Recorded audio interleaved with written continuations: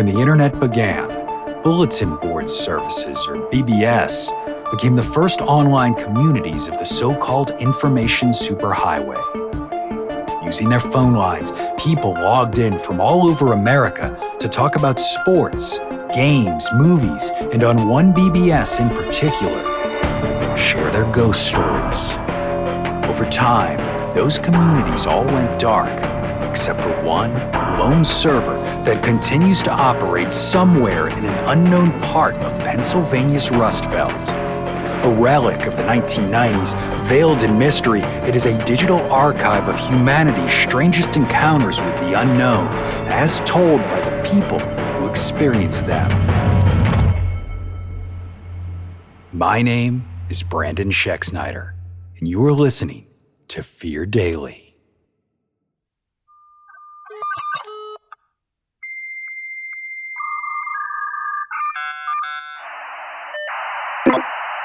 Subject, together. User, alt melody. Posted, August 9th, 1998.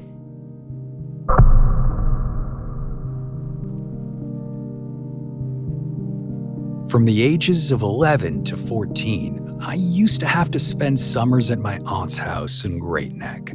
It wasn't by choice, not that kids that age get a whole lot of choice in how their affairs are managed. My mom looked after me for the rest of the year while working full-time, so I guess she figured it was a way for her to get a little time off without having to take me out of school. She probably also worried about the kind of things I'd get up to if I was left alone in the city. It makes sense to me now that I've got a little distance from it. Back then, I hated it. In the run-up to the holiday, my friends would talk about the things they were going to do together, seeing Madonna and Bon Jovi at the Garden or having sleepovers. And what did I have to look forward to?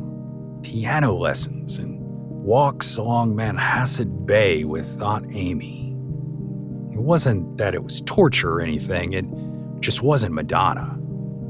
I never minded going there with Mom for Christmas because not as much was happening at home when my friends would disappear into the cocoon of their family lives for a couple weeks. Besides, Aunt Amy had lived alone since Uncle David died in 1975, and even a selfish teenager knew you didn't leave family alone on the holidays. They had a beautiful house across from Plum Point with big windows that looked out over the water. Sometimes at night, the three of us would all just sit there in the living room with the lights off, Aunt Amy playing David's favorite songs on the piano while outside, snowflakes blanketed the bay. This past Christmas, we got a call from the Great Neck Police to let us know that Aunt Amy had passed. The piano had been a focal point of her life, so I suppose it's only fitting she died sitting there, her hands resting on the polished ivory keys. Being in Amy's house without her there wasn't as strange as I had expected. At least once during every visit, she'd run out to what had been David's favorite deli on Middle Neck Road and bring back dinner. Standing in the living room with Mom as the afternoon light faded, I half expected her to walk in, shaking the snow from her hair. Of course, she was never going to walk back in there again. The kitchen was empty, countertops wiped clean before her heart had given out. Mom and I couldn't bring ourselves to touch Amy's belongings that first day. Instead, we decided to have a meal in her honor. The deli is still there, so we ordered the same thing she always used to: a pound of turkey, a pound of roast beef, a dozen slices of seeded rye, gravy. The elderly man behind the counter looked up from where he was writing our bill. He knew exactly who we were and offered his condolences. When our order was bagged and ready, he held his finger like he'd forgotten something. He kneeled down, out of sight, knees popping audibly, and when he came back up, there was a can of baked beans in his hand. Sometimes, he said, David used to like beans. No charge.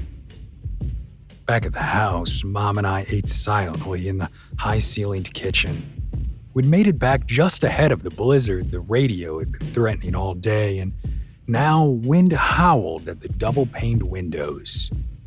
Once dinner had been finished and the leftovers packed up, we turned off the pot lights above the kitchen island, plunging the house into total darkness. Together, we went into the living room and sat on the bay window's long bench seat to watch the storm.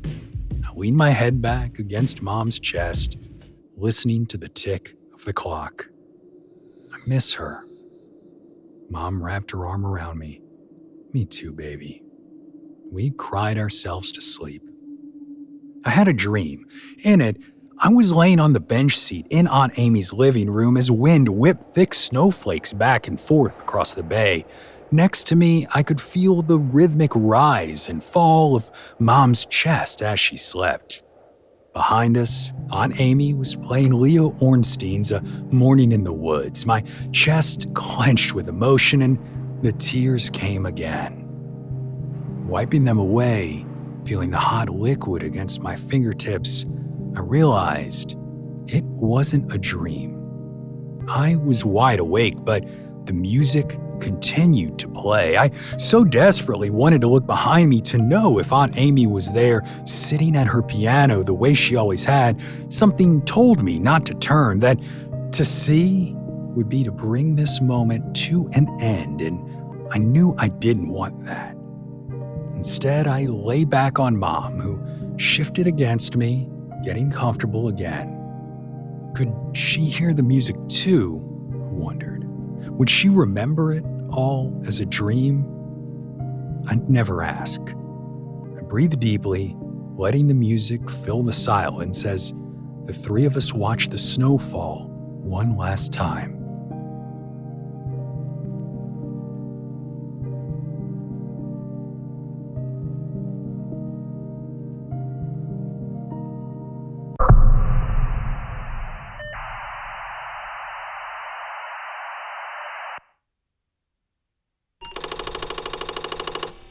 Subject: Magic Kingdom.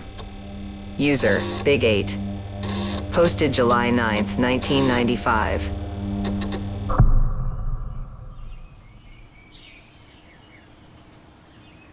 My grandfather Abe was a tough-as-nails coal miner. When he retired, he and my grandmother moved into a little house in Steubenville. Abe's neighbors told him a man had been killed in the house they bought. I guess there's no obligation on the part of the realtor to tell you this, or if there was, their realtor conveniently forgot. The neighbors said one of the previous owners was a drunk who would regularly get a load on at one of the bars downtown, then drive himself home. This guy had lost his license and just kept doing it. Then one winter night, he hit a local kid who was biking home from a friend's house. The neighbor said he probably never felt a thing. He hit him going so fast. Supposedly, the guy was out on bail when the kid's father came to his house and shot him in the head.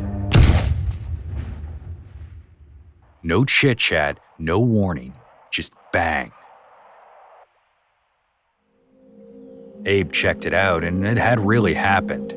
The kid's memorial was in a cemetery across the river, and his father was still in prison. Abe wasn't the kind of guy to dwell on things like this, so he never told us kids about any of this. It wasn't until after he died that my grandmother shared the story with us. It shed a lot of light on things that had happened when we stayed there. During summers and Christmases growing up, my folks would cross the river and leave us at Abe and Grandma's house. We always loved being there and never really questioned it when rooms would go ice cold for no apparent reason. Sometimes things would get moved or fall over and break without anyone having done it, but since our grandparents never questioned it, at least in front of us, neither did we. The only sign of something being out of sorts was the odd time I'd catch Abe mumbling under his breath and shaking his fists at the ceiling. One time, when I was maybe 5, I distinctly remember him saying, "When I die, I'm gonna come back here and punch that guy in the face." This is gonna sound made up, but when my grandmother eventually revealed the whole story to us, She said that maybe a few days after Abe had died, she heard a ruckus in one of the bedrooms. She thought maybe a squirrel had gotten in and was tearing things up, but when she went in there, everything was in order. Later that night, she woke up sometime after midnight to find my grandfather standing at the foot of her bed, smiling. She said that was the end of all the funny business in the house, so I guess he kept his promise. Like I said, Abe was a tough guy. Now, that might have been the end of the strange stuff in their house, but not the end of my experience with ghosts. When I was maybe 11 or 12, my dad and I took Grandma to Florida for a vacation. We still were seeing her on holidays and during the summer, but she got lonely the rest of the time. The drive from Steubenville to Orlando takes forever, something like 18 hours, so we were going to do it over the course of 2 days. We picked Grandma up around 5 in the morning, and while trying to be helpful, I managed to lock her keys inside the house. We spent an hour crawling all over that damn house, trying to get inside without breaking any windows, until finally my dad told me just to forget it. He said we had all our bags, so we may as well just get on the road and worry about it when we got back. Well, he could worry about it when he got back. I spent the entire trip worrying because he told me that when we got back, I was going to get a whooping. Disney World is a lot less fun when you spend half the time thinking about the beating waiting for you when you get home. The concern must have shown on my face because I remember sitting on the bench, having a bit of a sulk and staring at the ground when one of the Mickeys came over to me. He put his hand on my chin and gently turned it up toward the sky. I don't think mascots are supposed to talk, but this one did. From inside the costume, I heard a man's voice say, "It's gonna be okay, kid." Then Mickey patted my cheek and walked off. It sounds kind of stupid now, but it helped me feel better. I didn't think about the whooping for at least 4 hours. I don't think this guy was a psychic or anything. I think he just recognized a kid in a bad state and wanted to help, but it turned out Mickey really did know what he was talking about. When we finally got back to my grandma's house in Steubenville, it was at the end of a long day of driving, and my dad was not in a good mood. The dread, which had been heavy in my stomach, really started to bubble when we pulled up in front of my grandma's house. We made one last attempt to get back inside, but it wasn't happening. Everything was locked tight. We were getting ready to break a window on the back porch when we heard my grandmother calling to us. We went around front to see what was going on, and the front door was wide open. Dad asked where she'd found her keys, but she said she hadn't. The door had just opened for her when she tried the latch. When we went inside, her keys were sitting there on the hook next to her china cabinet, same place they always were. Dad's mood brightened right up, and mine did too. Grandma gave us both a kiss goodbye, and we got back into the van to make the final leg of our trip. As Ohio and then West Virginia rolled by, I thought back to what the Mickey had said and realized he'd made a promise Abe's spirit kept. Things were okay. I knew that no matter what, he was still there, looking out for me.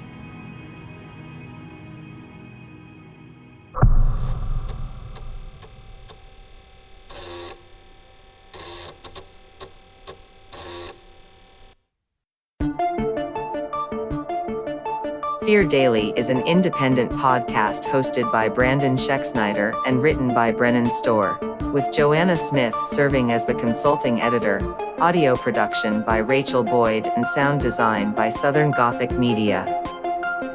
This podcast is a work of fiction. Names, characters, places, and incidents are either products of the author's imagination or are used fictitiously. Any resemblance to actual persons, living or dead, or to real events or locations, is entirely coincidental. Ad-free versions of Fear Daily are available now on your favorite podcast apps. For more information, visit feardaily.com.